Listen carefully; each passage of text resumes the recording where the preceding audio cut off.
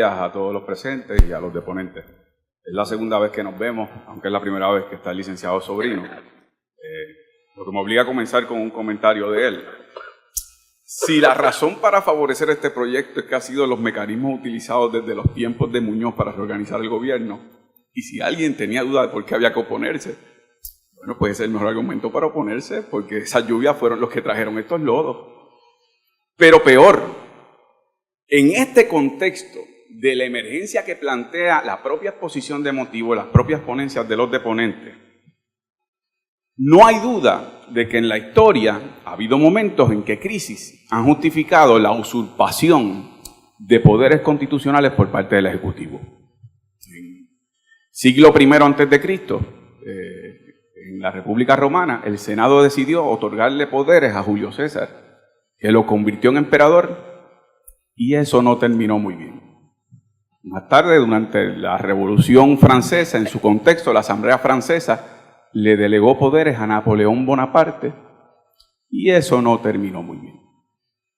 Más tarde, durante el siglo XX, durante la década del siglo XX, en los contextos de las luchas después de la Gran Depresión, la Gran Guerra, las luchas de poder constitucional, el presidente Roosevelt con el Congreso de los Estados Unidos en el contexto del Nuevo Trato, generó incluso intentos de lo que se conoció como el Court Packing Plan, el intento de incluso llenar ideológicamente de una facción que respondía al presidente el Tribunal Supremo para que se hiciera su designio.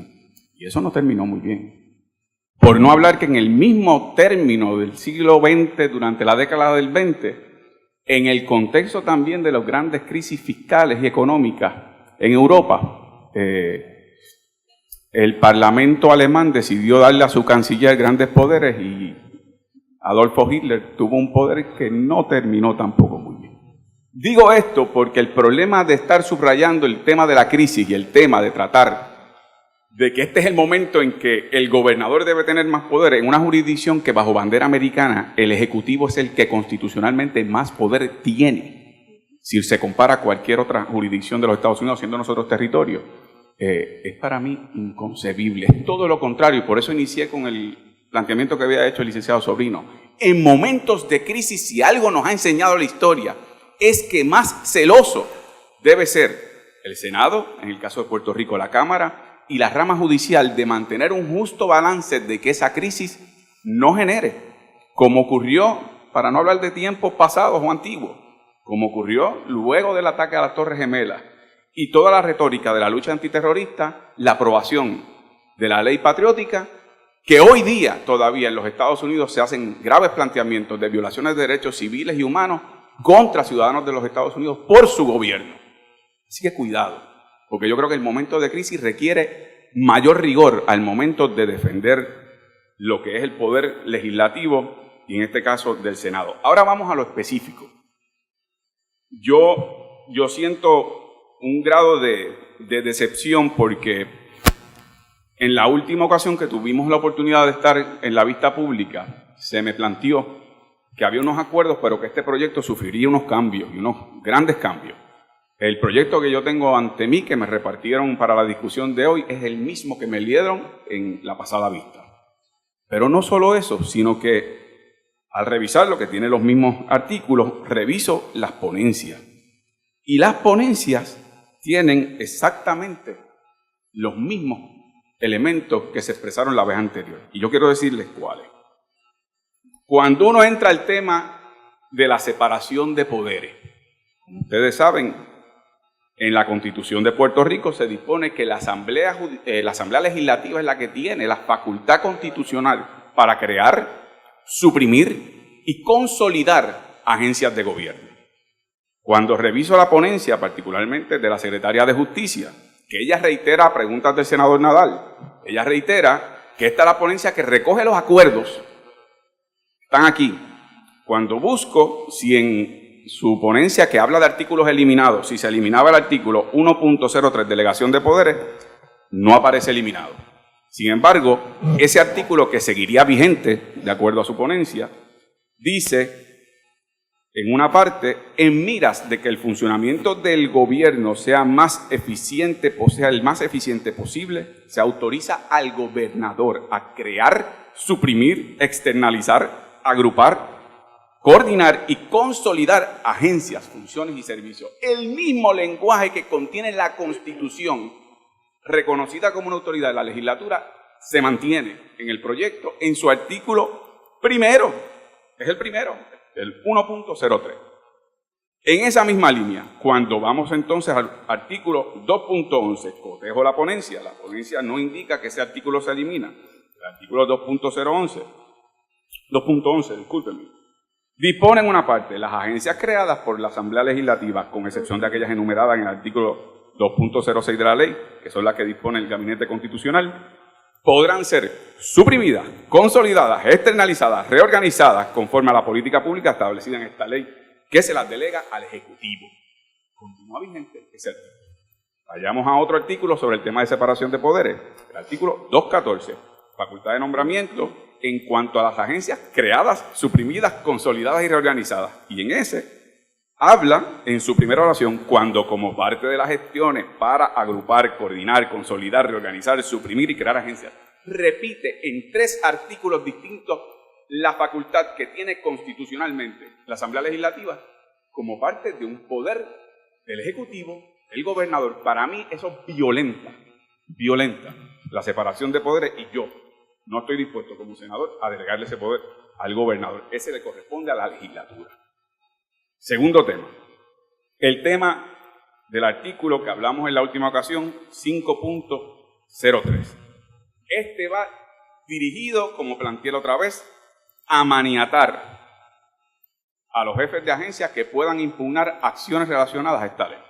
El 5.03 busco que no esté eliminado como parte de la ponencia, y ese dispone, no obstante cualquier otra ley del gobierno de Puerto Rico, ninguna agencia o entidad del gobierno de Puerto Rico cubierta por esta ley tendrá autoridad o legitimación activa para cuestionar la validez de esta ley, de una orden ejecutiva promulgada de conformidad con la misma o de cualquier otra acción hecha por el gobernador o entidad gubernamental o funcionario al amparo de esta ley.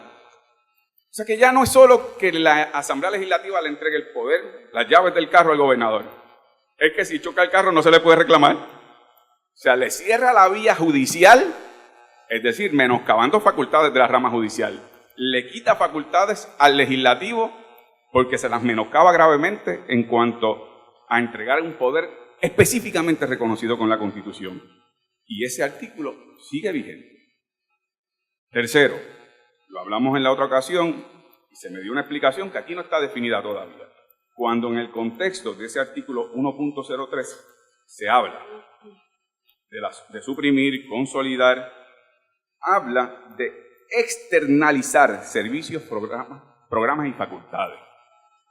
Yo tengo un problema con el concepto externalizar y lo planteé en el contexto, por ejemplo, del Departamento de Justicia. El Departamento de Justicia no puede externalizar asuntos que puede conllevar la contratación de servicios privados que conlleven en su momento conflictos éticos o conflictos de las funciones de lo que es el poder que tiene el Departamento de Justicia. Pongo ese ejemplo, podría poner otro.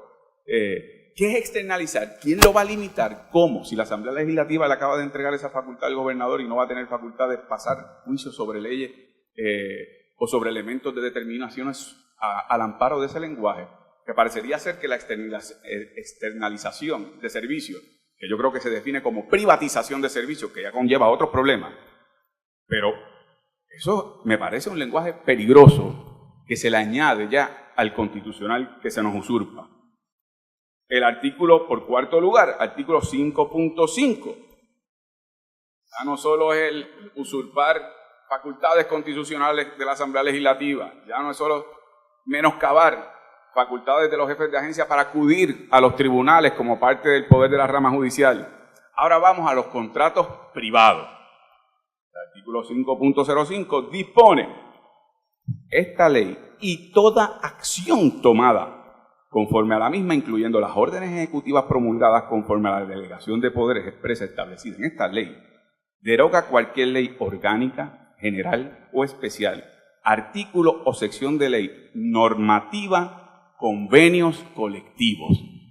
También cualquier acción conforme a esta ley que vaya en contraposición de un convenio colectivo, nos vemos convenio colectivo. O sea que esta ley no solo a mi juicio representa un cheque en blanco, en donde le estaríamos entregando al gobernador a las facultades constitucionales que le corresponden al Senado, no solo que cierra la puerta para la vía del uso de una rama, como la rama judicial, como un instrumento para poder hacer valer derechos que se reconocen en una ley de habilitadura por una agencia o facultades de un jefe de agencia, sino que además incluso como parte de menoscabar derechos de partes contratadas por medio de convenios colectivos.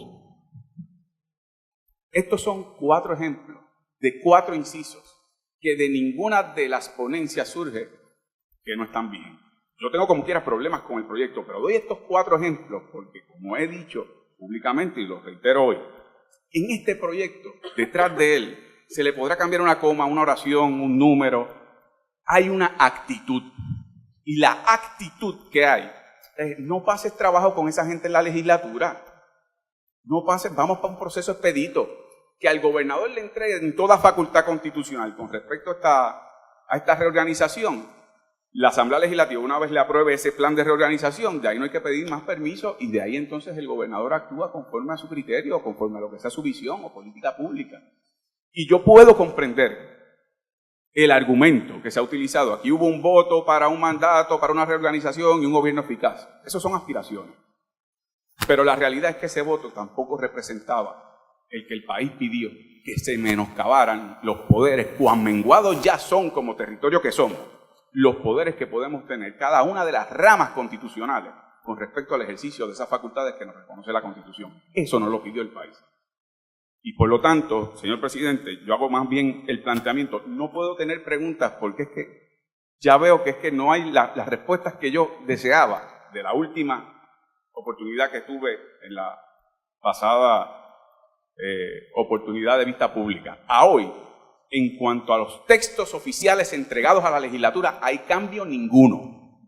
Me podrán decir ustedes, como portavoces del gobierno de buena fe y convencidos de que será así, su opinión, su experiencia, pero como oficiales electos y estas vistas que son públicas para el país, no hay documento oficial que nos haga a nosotros responder, actuar, evaluar, justipreciar el alcance de esta medida. Y en esas condiciones, señor presidente, anticipo que yo me opongo a la misma y que no solo que me opongo públicamente, sino que de aprobarse en su momento, agotaré los foros pertinentes para hacer valer los poderes constitucionales que nos confiere a nosotros los legisladores la Constitución. Muchas gracias, señor presidente, son mis palabras. Muchas gracias al compañero.